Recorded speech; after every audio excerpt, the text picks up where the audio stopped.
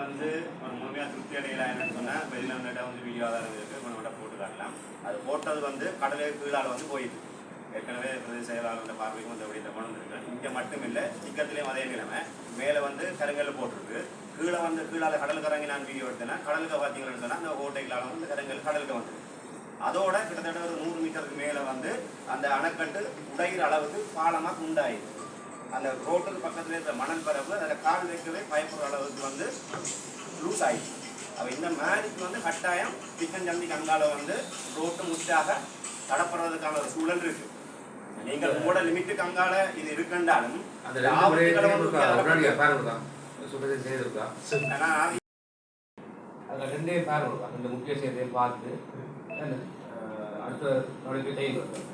சொன்ன மாதிரி ஒரு பேருந்து போவேக வந்து மாதிரி வந்து குச்சி போட்டி கொண்டிருக்கிறாரு. இந்த யோசனாவும் இல்லை.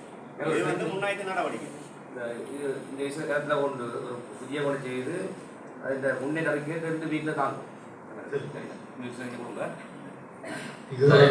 செய்த மணிக்கணும் குறிப்பாக கொண்டிருக்கின்றோம்.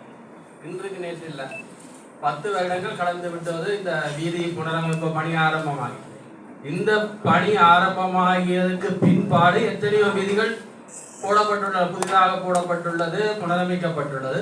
இந்த வீதிக்கு மட்டும் இந்த காலம் கடக்கின்ற சந்தர்ப்பங்கள் ஏற்படுகின்றது என்பதுதான் எங்களுக்கு புரியவில்லை. இந்த பகுதி மக்கள் இல்லையா, அவர்களுக்கு தேவை இல்லையா?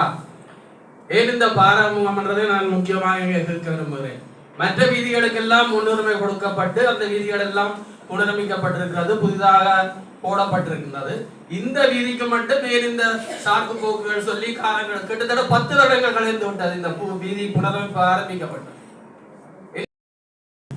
அந்த ஸ்கூல் விஷயங்கள் அதை கவனித்து டிஎஸ் கவனித்து 2 கவனிக்குள்ள அதெல்லாம் ப்ரோ பண்ணி சிவஜனங்கள் செய்யுங்க.